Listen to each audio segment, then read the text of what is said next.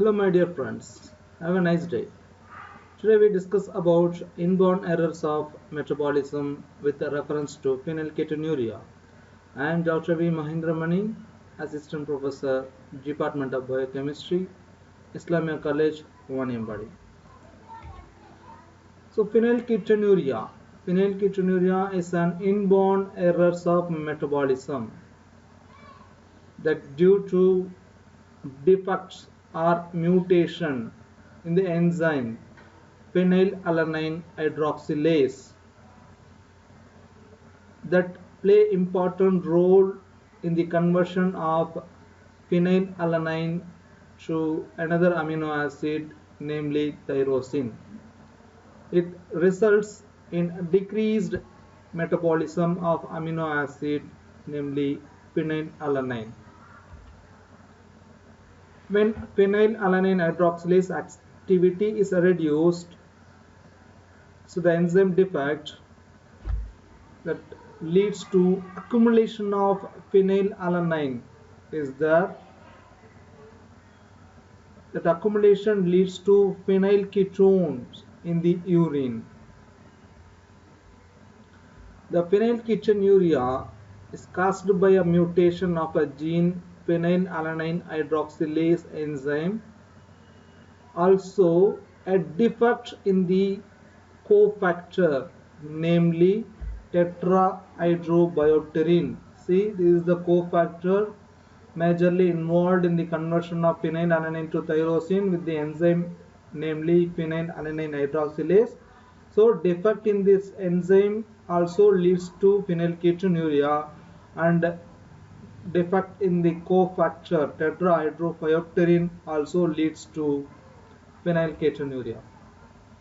The phenylalanine hydroxylase gene located in the chromosome number 12. The phenylalanine hydroxylase deficiency caused phenylketonuria and hyperphenylalanemia. That means high level of phenylalanine in the blood. Before we start, we should know about phenylalanine. Phenylalanine is an essential amino acid, normally degraded by the way of tyrosine pathway.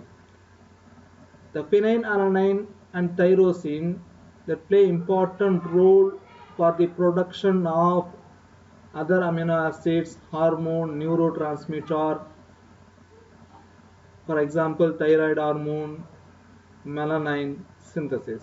If phenylalanine hydroxylase deficiency or mutation that leads to there is no production of tyrosine, if absence of tyrosine, this kind of important molecules cannot be produced in our system.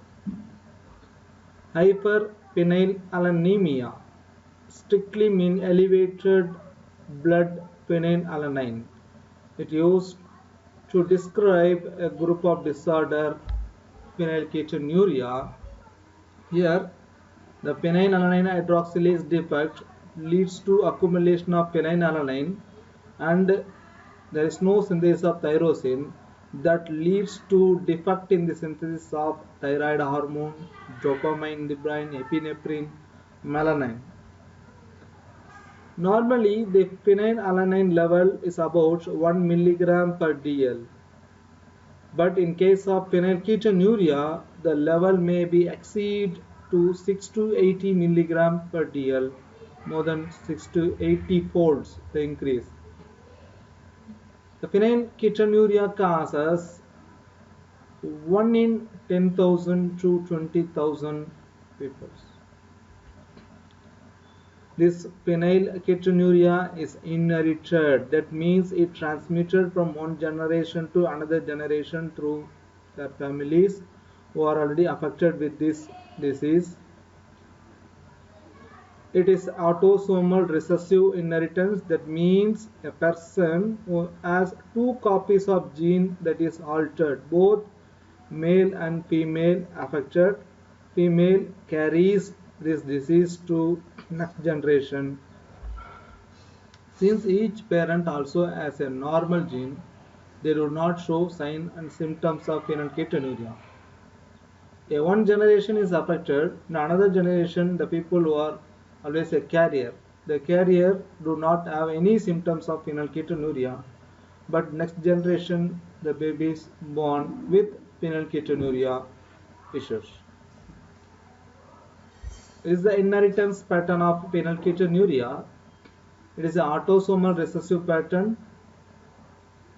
In that case, a person must have a mutation on both his or her two copies of phenylalanine hydroxylase gene in order to have phenylketonuria.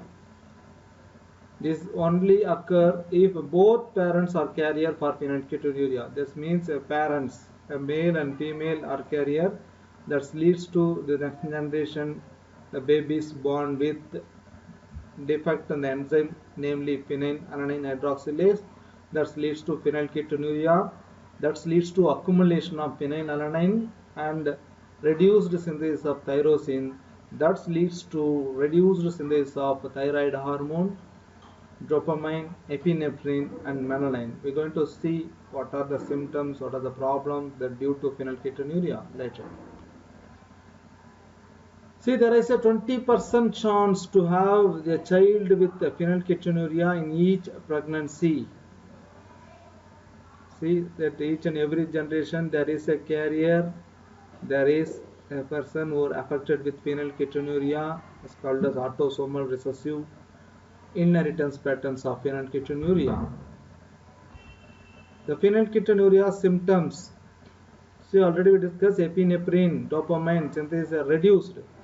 That leads to mental retardation, behavioral abnormalities, social, emotional issues, seizures, tremors, that means neurodegenerative disorders, jerking movement in the arm and legs due to nervous defect, hyperactivity, stunted growth, skin rashes, eczema,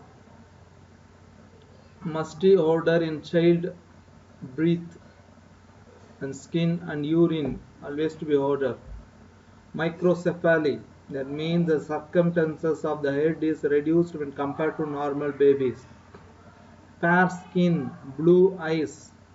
Phenylalanine cannot transform into melanin, so the fair skin with blue eyes are the important symptoms for phenylketonuria.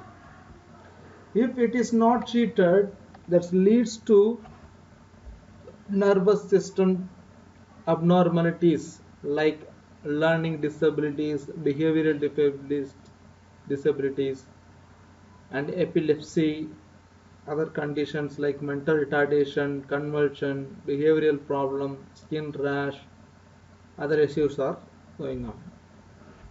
The infant with phenylketonuria appears normal at birth, but later that having different issues if it is untreated. The symptoms are vomiting, irritability, skin rashes, musty odor of urine and body, severe mental and brain problems, mental retardation, neurodegenerative disorders, jerky movement in the arm and leg, tremors, mood disorder, microcephaly. See, this phenylketonuria makes people have a lower level of melanin synthesis that leads to discoloration of the skin, hair, and rashes in the skin, blue eye, light hair, dry skin. All the issues are going on due to phenylketonuria. So it also prevents the normal brain development and also results the mental retardation. Microcephaly, a small head when compared to a normal head circumferences. Prominent cheek and upper jaw bones with widely spaced teeth. See, this is the condition of microcephaly where the circumference of head is lower than the normal one. the condition where the head is smaller than the normal. Poor development of teeth, jaws, enamel, tooth enamel, decreased body growth. One more issue is there, it's called as pregnancy and phenylketonuria. When you have phenylketonuria and become pregnant are at risk of another form of the condition called maternal phenylketonuria. If a woman don't follow the special phenylketonuria diet before or during the pregnancy, the blood phenylalanine level is increased up to 60 to 100 folds, can become high and harm the development of fetus, cause miscarriage. That's called as maternal phenylketonuria. The complication at birth may be include low birth weight, delayed development, stunt development, facial abnormalities, abnormal in the head, heart defect, other heart problems, intellectual disability, and behavioral problems. So how to prevent? Follow a low phenylalanine diet, the phenylketonuria diet. Women with phenylketonuria can prevent birth defect by sticking to or returning to low phenylalanine diet before or become pregnant. Recommended to genetic counseling. If you have a phenylketonuria disease, if you marry your close relative with phenylketonuria, your child always to be a phenylketonuria. So you should counseling with the doctor before pregnancy. Diagnosis. Screening on blood sample during the first week of life after birth, it's recommended for diagnosis of phenylketonuria.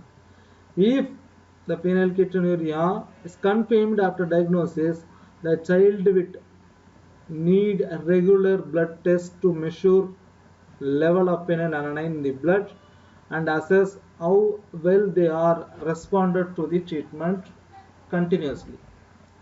Screening after birth, you have to check the circumference of the head, color of the skin, color of the eye, growth of the baby. Everything you should be screened after birth. Treatment.